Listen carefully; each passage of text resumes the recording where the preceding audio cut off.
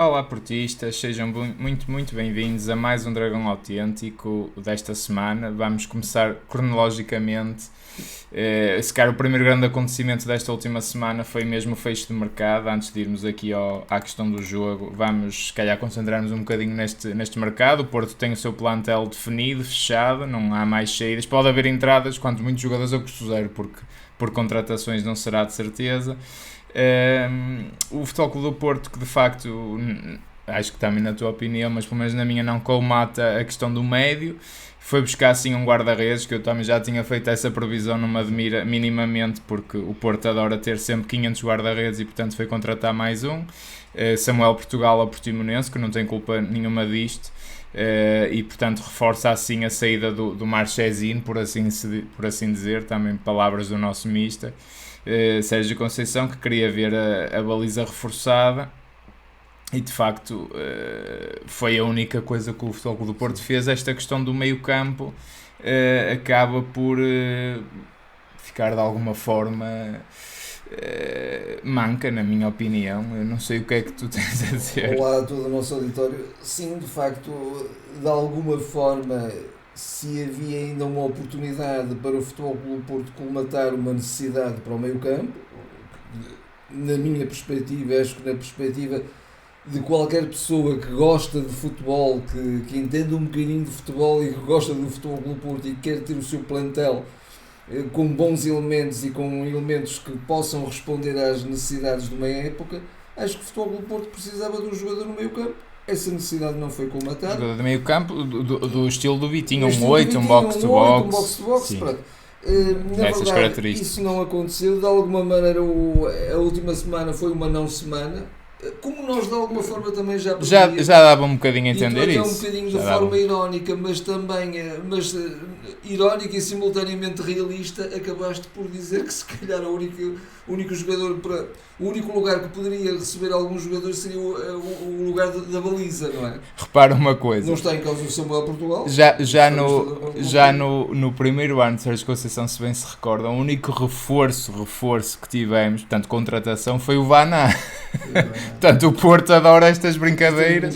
Gosta de gozar com a cara dos... Eu acho que já estamos num nível em que esta direção e esta SAD, não sei se por ver que se calhar são os 2 últimos anos que está à frente do clube ou não faço a mínima ideia, mas eles já não há vergonha na cara. Portanto, eles já assumem mesmo, bem, vamos contratar mais um jogador para fazermos aqui umas comissões. Aliás, estes negócios todos com o Portimonense são no mínimo pouco legítimos e acho até vergonhosos, e acho que mancham um bocadinho o clube. Naturalmente que estamos no domínio da especulação. Sim, mas claro, há um jogador, perdão, há um órgão de notícias que é o Jogo, que de alguma maneira é um bocadinho próximo sem dúvida. E tem boas informações do interior do clube, que anunciou repetidamente que o Samuel Portugal custaria 4 milhões e o seu contrato seria de 4 milhões. Como a coisa se tornou assim um bocadinho escandalosa, eu não sei se foram a tempo ou não, então o Futebol do Porto decidiu comprar apenas 20%, um quinto do passe do Samuel Portugal, porque assim só gastaria 1 milhão, que foi o que acabou por gastar. Foi o que acabou por acontecer, porque de alguma maneira já começava a haver uma certa revolta, porque então vamos espatifar 4 milhões de euros num jogador que de alguma maneira não é a grande necessidade é para outro setor. E pronto, e remediaram as coisas assim, mas de uma forma muito feia. Acho que é essa a palavra. Sempre atamancando as coisas, enfim. Eu acho de facto isto é de bradar aos céus. A gente já nada me espanta nesta direção. É o que eu digo, já não há vergonha, já se ultrapassaram todos os limites. Acho que isto já chegou a um nível mesmo de que estão-se completamente a borrifar para a opinião que os adeptos e os sócios têm deles próprios, da direção, da SAD. Se me permites, o interesse do próprio clube. Sim, eles já não querem saber de absolutamente nada, porque de facto alegam tantas vezes que até não conseguem renovar contratos porque pedem 4, 5, 6 milhões, às vezes até alegam isso, e de facto depois do nada espatifam assim milhões à toa. Neste caso, de facto, veio logo o nosso presidente como se tivesse sido uma grande coisa, mas não, a gente só gastou 1 milhão, não gastou 4. parabéns então, como se fosse isso o grande problema. O grande problema, a gente sabe muito bem, são comissões que estarão ali à volta e estarão, de facto, eu acho que estes negócios com o Portimonense começam mesmo a ser vergonhosos. Repare-se uma coisa, o Ricardo Silva, que era o guarda-redes da equipa B, o ano passado, que já tinha rescindido com o Porto, portanto o Porto tinha 50% do passe, salvo erro, e ele foi para o Santa Clara, fez o início da época, rescindiu o contrato com o Santa Clara e foi depois para o Portimonense, portanto o Porto ainda exerce esta influência. Acho isto uma vergonha, é feio, não fica bem. Não digo que seja ilegal, mas pelo menos ilegal, são aquelas manigâncias é pouco legítimo, é pouco moral, quer dizer, acho que levanta aqui uma série de suspeitas um bocadinho desnecessárias. E depois há uma coisa que temos que ver se é verdade, eu aqui falo quando for, mas é a suspeita que a UEFA pode outra vez colocar o Futebol Clube do Porto sobre a alçada do fair play financeiro. Isto a acontecer é de uma gravidade que não se compreende neste caso, porque não venham outra vez com a história dos anos do Lopetegui que foram a desgraça, que o Porto aí desgraçou-se, que na minha opinião deveria ter tido sempre lucro ainda assim, com todos os anos de Champions que o Porto foi, com as vendas que fez nesses anos e foi fazendo. Nós agora, durante estes anos, durante os últimos 3 anos, portanto 19, 20 e 21... E podemos fazer esse levantamento e estamos preparados para isso. Pelo menos do que é visível no sentido de entradas, saídas de jogadores e de Champions, porque isso é conhecido. Saldo claramente portanto, aí o saldo é claramente positivo. Só pode ser outros desvios de dinheiros e outros prémios que são muito feios. E eu espero que isso não aconteça, porque agora há uma agravante. O Porto é banido das competições europeias. 3 anos. Isto é dar um tiro nos pés. E eles, é o que eu digo, eles mesmo para roubar para eles são burros, é gente burra. Porquê? Porque estão a matar um bocadinho a galinha dos ovos de ouro, porque só menos o Porto for à Champions, eles ainda conseguem tirar mais uns milhões. Assim não vão, os seus burros, suas bestas. São burros. Vocês, até para vocês, são burros. Pronto, é o que me apetece dizer. Eu quero acreditar que de facto o Futebol Clube Porto possa provar... eu espero que esteja mentira. Espero mesmo. Mas já é estranho. O desmentido ou o comunicado nem foi propriamente um desmentido. O comunicado foi que aguardem por outubro, que em outubro nós vamos comprovar que de facto temos saldo positivo nas contas. A minha confiança é zero. Espero bem que sim. Eu creio que normalmente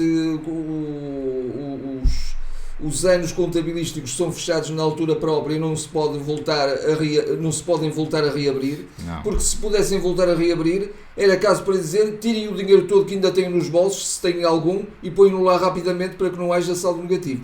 Mas isso não é possível, obviamente. Eu só espero que, de uma vez por todas, desta vez, a administração esteja a falar a verdade e quando de facto as contas forem apresentadas em outubro, nessa altura se comprova que realmente o Futebol Clube do Porto tem um saldo positivo, senão isto é um crime mesmo de lesa pátria contra o clube. É o sem vergonha, e eu começo mesmo a suspeitar desta teoria, que é, eles percebem que se calhar o fim de linha está perto, se calhar em 2024 eventualmente, não faço ideia, até podem ganhar e ficar lá mais 50 anos, não faço ideia. Mas eu acho que eles percebem um bocadinho, se calhar, que a coisa começa a ficar difícil, e então estes 2 últimos anos eu temo mesmo que seja os anos do vamos roubar tudo o que pudermos. Eu começo a temer isto, mas falo mesmo sinceramente, não estou a ser irónico aqui, falo mesmo sinceramente. Eu espero que não, espero que haja limites para a vergonha, pelo menos, mas eu já não sei. Pelo menos um bocadinho de amor ao clube. Não, isso não existe, por amor de Deus. E também eu começo a ver também, pronto, reações mesmo nas redes sociais e por aí fora, isso vale o que vale, mas portistas que começam ou que continuam a defender esta direção, vocês não estão a defender o Futebol Clube do Porto, porque é impossível. Acho que são coisas que começam a ser dicotómicas mesmo. Acho impossível a gente gostar do clube e defender o clube e querer o bem do clube e estar a apoiar o que esta direção está a fazer. Esta direção está a depauperar o Futebol Clube do Porto em todos os sentidos, em sentidos financeiros, no sentido de valor do plantel, de valia. Reparem, vamos fazer valia desportiva, porque vamos fazer um bocadinho esta análise para ver aqui esta questão do fecho do mercado. O Porto perde Luís Dias, e vai contratar Galeno, de alguma forma é a alternativa. Não é um Luís Dias, e até está muito bem, mas não sei se será um Luís Dias. Portanto, aqui acho que se fica a perder. Perdeste Corona, nem viste reforço nenhum. Perdeste Chico Conceição, de alguma forma foste buscar o Verón. Aqui dou de barato, o Verón de facto é um jogador muito promissor. Perdeste Vitinha, não veio ninguém. Perdeste Sérgio Oliveira, não veio ninguém. Está-me a faltar nomes de certeza. O Mbemba saiu, entrou o David Carlos, saiu o Fábio Vieira, entrou o André Franco. Vamos ver até que ponto lá chega, mas também me parece que a qualidade seja inferior. Portanto, a qualidade desceu drasticamente para o plantel deste ano. O Sérgio pode arranjar e dar aqui as voltas que quiser. Ontem, nomeadamente, foi o Eustáquio escolhido para jogar ao lado do Uribe. E oxalá corra muito bem, porque a gente quer que o nosso Porto continue a ganhar, porque esta equipa técnica e estes jogadores merecem, mas a qualidade é fraca e é claramente inferior, e não estamos a suprir as vendas que vamos fazer. Primeiro são más vendas, porque são valores que praticam-se há 10 anos atrás e não no mercado atual, e depois não as suprimos de forma correta, e acho que a qualidade fica abaixo. Portanto, quem continua a defender isto não gosta do Porto, gosta de outras coisas, gosta de outros interesses, gosta de dinheiro eventualmente, mas do Porto acho difícil gostar, a não ser que me apresentem um argumento à prova de bala, mas acho que começa a ser um bocadinho difícil contra-argumentar isto.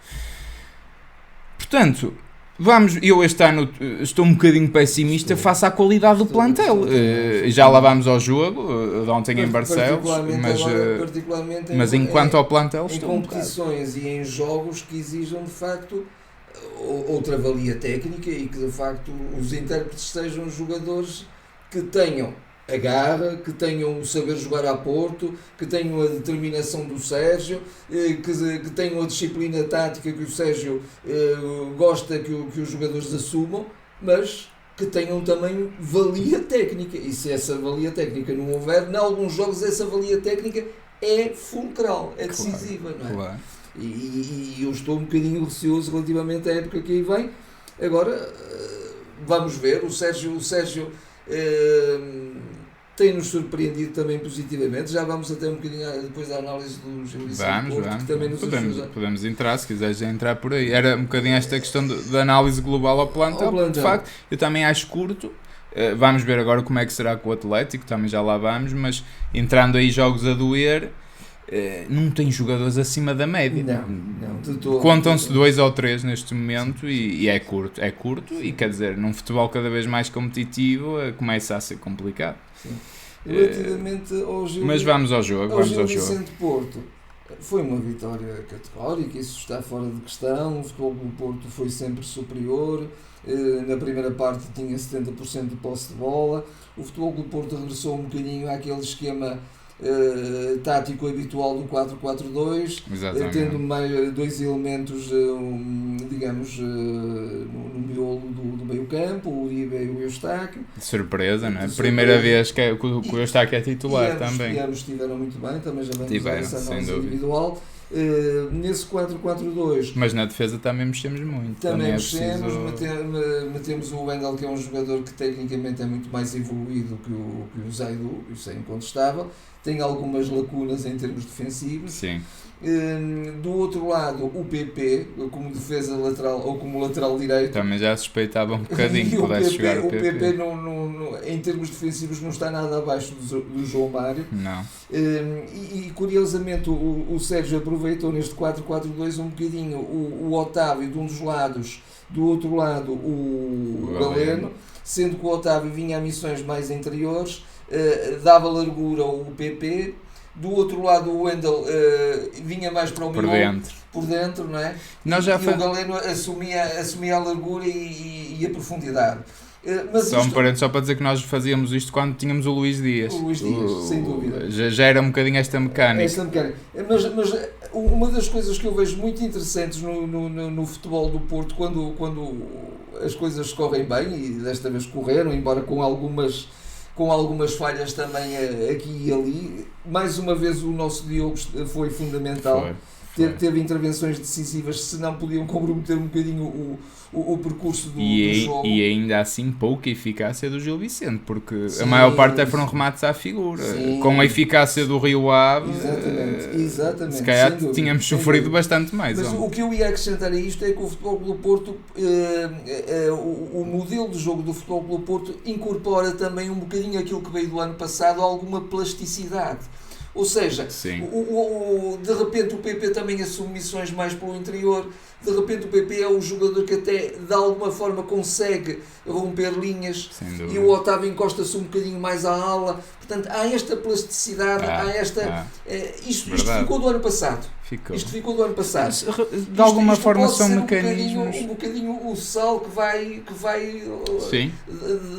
dar alguma imprevisibilidade ao jogo do Porto. Sim. Já não temos um Fábio, já não temos o Vitinha, nós temos um bocadinho esta plasticidade. Menos estamos a usar os melhores jogadores agora. Sim, estamos a usar os melhores jogadores. Faz a sua diferença, não é? Que também terão os seus limites físicos e, portanto, nem sempre poderemos contar com claro, eles. mas pronto, apesar de tudo, fiquei muito contente de ver o Galeno titular, por exemplo. Foi um homem que fez muita diferença, não é? Mas pronto, relativamente ao jogo, de facto, o Futebol Clube do Porto, com um esquema tático que lhe é um bocadinho mais confortável. Acho que a equipa respira mais naturalmente, não é? Neste sistema. Fizeram essa pergunta ao Sérgio no final, e ele diz que não põe de parte ainda a hipótese de voltar ao Losango. Pronto. Acho que foi não querer dar ali o braço a torcer, sinceramente. Não estou a ver a jogar outra vez assim. Losango, ele se calhar apostará um bocadinho nesta plasticidade e nesta multifuncionalidade dos jogadores. Será um bocadinho mais isso. Que os jogadores, esse chip eles já interiorizaram e acho que mantêm da época passada. Mas isto são o lado positivo. Há o lado menos positivo, que é o facto de nós ainda termos sido apanhados em alguns contragolpes. Sim. Evidentemente que as outras equipas também jogam, e por muito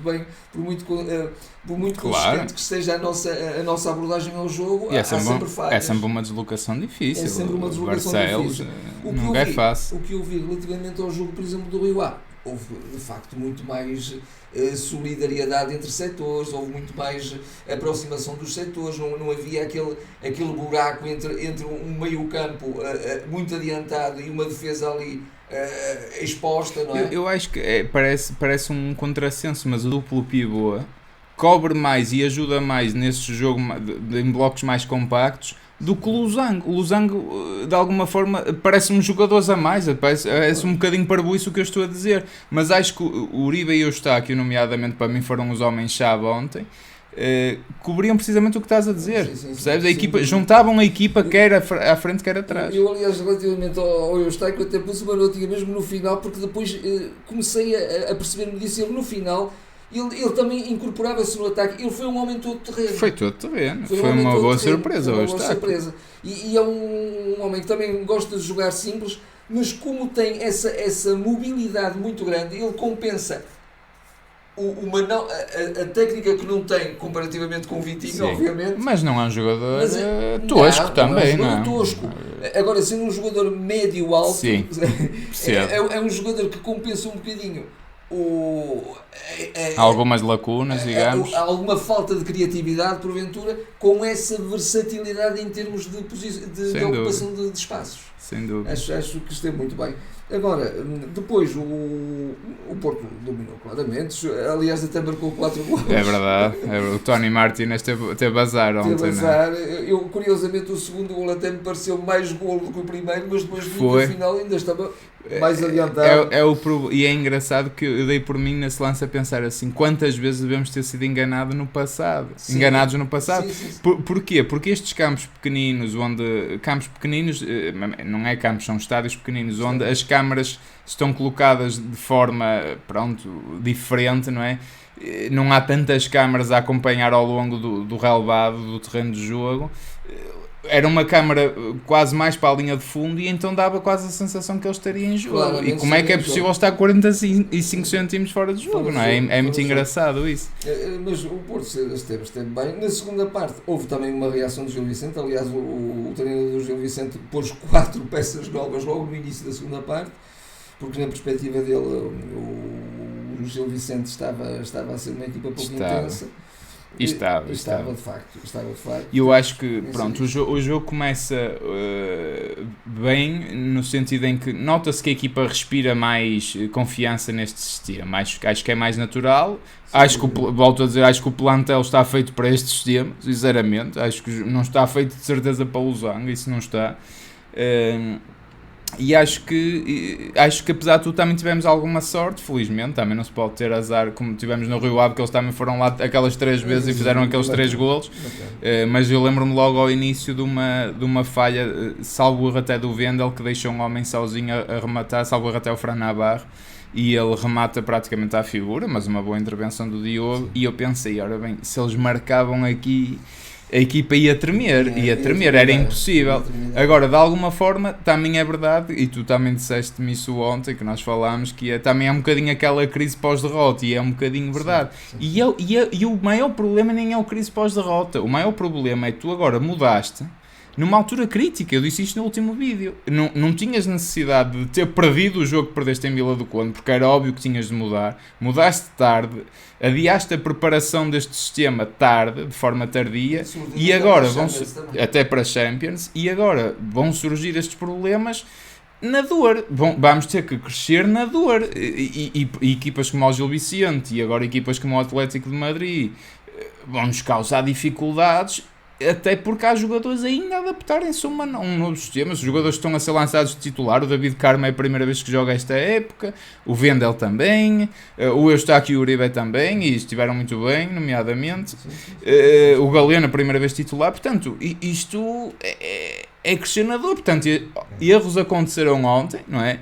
Agora, o Porto, apesar de tudo, é um justíssimo vencedor, sem dúvida. Agora, eu temo um bocadinho ainda nesta transição que o Porto possa ainda assim sofrer um bocado. Estou muito de acordo contigo, sobretudo naquela questão do crescer na dor e do vir da derrota, que foi um bocadinho traumatizante. Claro, aquilo assustou um bocado. Na segunda parte, quer pela reação do Gil Vicente, que era previsível, quer também, precisamente, por esse subconsciente pesar um bocadinho nos jogadores, nós já estamos 2-0, vamos aguentar, era um bocadinho essa a ideia. Mas o Porto desligou-se muito cedo. Desligou-se, acabou por recuar um bocadinho as linhas e pôs-se um bocadinho a jeito. Eu acho. Na minha perspectiva, o Sérgio também mexeu um bocadinho tarde, já só aos 75 minutos. Foi. E aí até mudou um bocadinho o esquema, quase passou por um 4-3-3 ou um 4-2-3-1, mas de alguma forma reforçou um bocadinho o meio campo, abdicou de mais um homem na frente, mais um ponta de lança, digamos assim. Sim. E não é? Ficou só com o Ivanilson. Mas aí pronto, tornou a reequilibrar um bocadinho e aí naturalmente o Gil Vicente também foi perdendo o gás porque o tempo foi passando e eles tiveram ali algumas ameaças e acho que o Porto de facto desliga cedo o jogo. Eu lembro-me a partir dos 60 mais ou menos o Porto já começar a recuar e um bocadinho, pronto, isto já está um bocado feito. Não gostei muito dessa atitude. É certo que na primeira parte o Porto podia já ter um jogo podia, mas não estava, completamente ganho, não é? Porque até marcou 4 gols. Sem dúvida. Pronto, mas 2 fora do jogo. Eu volto um bocadinho à minha questão. Claro que eu fiquei muito agradado com o Eustáquio. Não sei se o Eustáquio é a solução que a gente precisa. Oxalá seja, é o que eu digo. Agora temos que contar com os que cá estão, seja o Eustáquio, seja o Bruno Costa, seja o Gruitch, seja quem for. O Eustáquio de facto foi uma boa surpresa. E eu entendo também a relutância do Sérgio não pôr ali o Otávio no duplo pivô, apesar de para mim continuar a ser a minha solução favorita. Mas é um bocadinho a questão, porque depois não há outro Otávio, não há outro Otávio. E na altura também disseste, não sei se off ou ainda no último programa, que teríamos um outro Otávio que poderia fazer um bocadinho acho que foi off, que era o Baró, tu disseste isso. Eu lembrei-me do Baró da época que ganhámos 2-0 na Luz, não é? Que o Baró jogou no lugar do Otávio. Do Otávio, exatamente. Mas o Baró, pronto, acabou por ser emprestado, nem conta, mas... tínhamos de alguma maneira colmatada a ausência do Otávio na frente por estar um bocadinho mais recuado. Mas ele de alguma forma estava a ser preparado para isso. E agora não temos outro Otávio, para o que faz o Otávio. Não, e de facto, neste sistema de 4-4-2, O Otávio é um jogador-chave no sentido porque acaba por ser muitas vezes o terceiro médio, não é? É aquele jogador que aparece um bocadinho em todo lado, vai bem para as zonas interiores, garante uma intensidade muito, muito boa e de facto eu percebo também não pôr ali o Otávio no meio. Agora, ainda assim, grande jogo de Eustáquio, sem dúvida. Admito que possa ter sido o homem do jogo, eu também ponho Galeno nessa equação, gostei muito de Galeno. Mas pronto. Desta vez também gostei muito novamente do Uribe. Acho que o Uribe foi outra vez aquele jogador que ninguém se apercebe dele. Mas o Uribe é o que eu digo, o Uribe não é um jogador 6 tipo um Fernando, nem um Danilo a cobrir tudo. O Uribe funciona bem nesta mecânica de duplo pivô. Funciona. Eles esticaram muito bem o jogo quando ficava um e a outro. Eu está aqui apareceu na frente, fez uma assistência, nomeadamente até para o golo do Galeno. Eu acho que ele até fez 2 assistências, porque de cabeça, não foi ele também que tocou de cabeça para o Taremi fazer o golo? Eu creio que foi ele. É possível. Eu creio que foi ele, embora tenha aparecido depois no grafismo da cadeia que transmitiu o jogo, que ele só teve uma assistência, mas eu acho que ele teve as 2. Ok, já não me lembrava disso. Eu creio que sim. Pronto, ou seja, de facto, ele teve uma de... grande influência, quer no jogo defensivo, quer no jogo ofensivo, apareceu muito bem. Sim. E o Uribe, de facto, permuta muito bem. E também vi o Uribe na frente, acho que a equipa aqui respira muito bem agora. É óbvio, não é? O Galeno é óbvio, porque prende um jogador, não é? Temos outra vez aqueles lances que o Diogo lança rápido no Galeno, temos o Galeno aí para cima e para fora a ganhar faltas, a provocar. Temos velocidade no ataque, não é? Isto é óbvio. Estava a fazer conversar sobre o jogo, que finalmente apareceu, só muito tardiamente, só um bocadinho no final, mas apareceu o Gonçalo Borges. O Gonçalo Borges também. E o Porto tem esses desequilibradores e usa isso também não é aproveitar o que de bom temos e o que de imprevisível temos. E aí lá está, de facto, já mais num 4-3-3, não é? Ali com Verón e Borges a apoiar o Ivan Nilsson. Mas de facto acho que esta é a grande mais-valia do Porto, não é? É os ovos que cá temos, continua a faltar um médio, como o Vitinha. Já agora se me permite, só mas acho que também aqui anotado, faz mais sentido isto. Tinha só aqui esta notinha, oxalá não percamos o PP. O PP. Ele saiu meio tocado. Saiu, foi substituído pelo João Mário. Também começa a ser um jogador imprescindível. Mas começa. E eu também disse isso até no último vídeo. Dá-me a impressão que o PP dá um melhor lateral que o João Mário. Pior não me parece que seja também. Agora o PP também faz falta à frente. Agora, eu gostei, devo dizer que gostei da dinâmica ofensiva do Porto, lá está, a equipa tem mais estas rotinas, o Galeno dá-se muito bem também ali, é um jogador que assume, atrai assim 2-3 jogadores, parte para cima, arranca faltas, combina muito bem com o Taremi, Tony Martínez também esteve muito bem, muito despedido. Só não tenho pena que em alguns momentos de maior desequilíbrio da equipa adversária, não se incorpora também naquela ala esquerda o Wendel. O Wendel ainda foi muito a medo. Foi muito a medo. Está muito... o Wendel é um jogador sem confiança. É a única explicação para que ele não seja titular. E eu não sei se no próximo... até ver, por exemplo, desculpa interromper-te, o Zaidu faz isso, não tendo a técnica que tem o Wendel, não?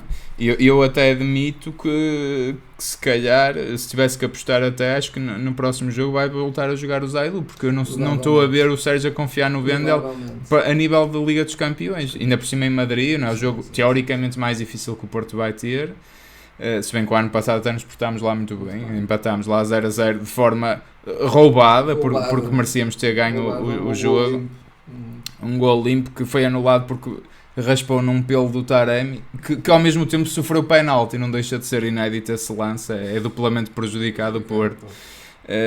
Mas de facto acho que aí,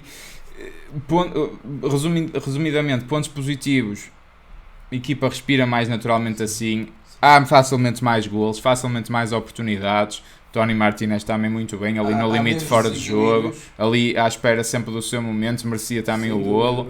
O Ivan Nilsson também vai ser chamado aí, mas acho bem a ver esta luta, um está menos bem, lança-se o outro, acho que sim.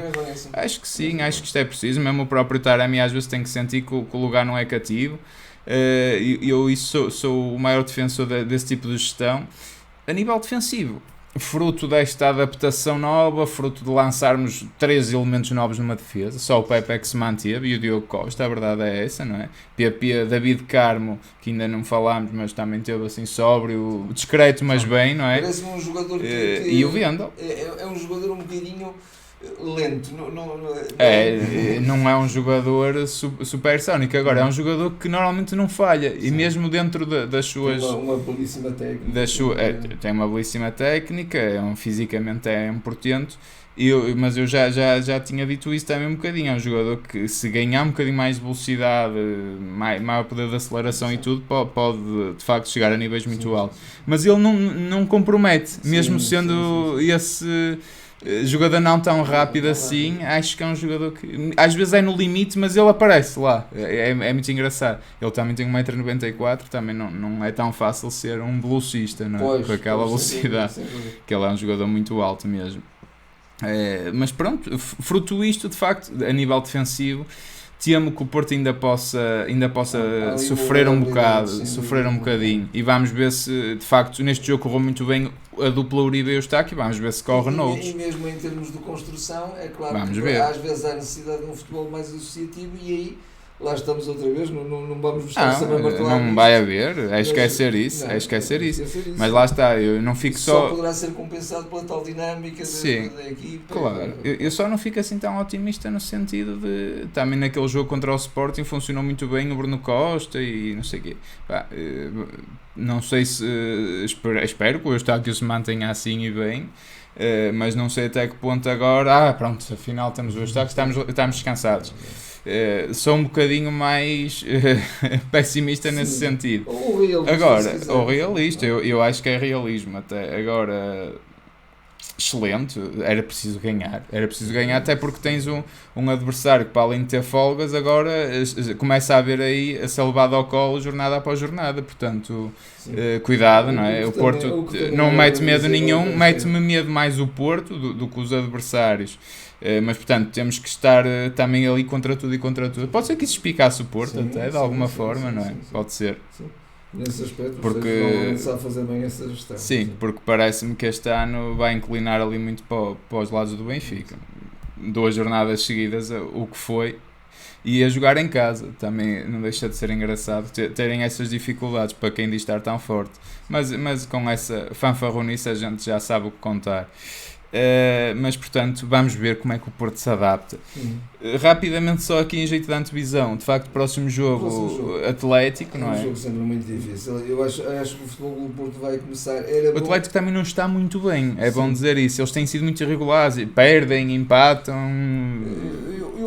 Não têm tido um arranque muito bom. O Sérgio neste jogo fizesse aquilo que ele tem feito ultimamente. O Sérgio já tem usado 2 estratégias. Uma, por vezes, alterna muito a equipa e joga muito em função do adversário. Mas o Sérgio, até ultimamente, nas conferências de imprensa, tem dito isso mesmo, que às vezes o adversário contra o Porto surpreende, sobretudo no futebol, nas competições nacionais. Sim.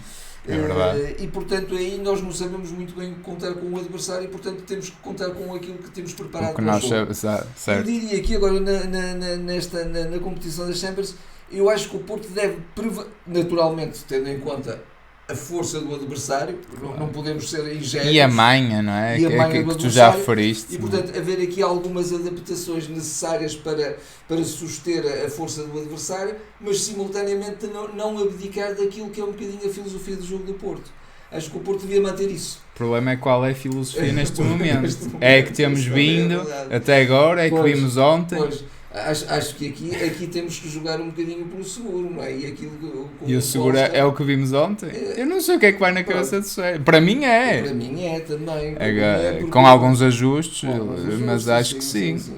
Sim, vamos ver. E também continuando a trazer aquilo que eu falava no início desta abordagem, que era a tal plasticidade, manter um bocadinho isso na cabeça dos jogadores, também dizer-lhes que, atenção, vocês também podem surpreender o adversário. Não vamos lá só para conseguir um empate, para conseguir, não é um bicho papão, não é um Liverpool, não é um Real Madrid, não é um Real Madrid, mas é uma equipa fortíssima, isso já o dissemos, é uma equipa candidata a passar em primeiro no grupo, porque eles são incríveis. É sempre uma equipa candidata a ganhar as Champions, porque eles são difíceis de eliminar, são difíceis mesmo. E são uns resultadistas, são tremendos. Sim, aquilo é a definição do resultadismo, é é o jogo do Atlético de Madrid. Mas não tem sido assim, resultado assim tão bem, porque eles não têm tido assim grandes resultados, a verdade é essa.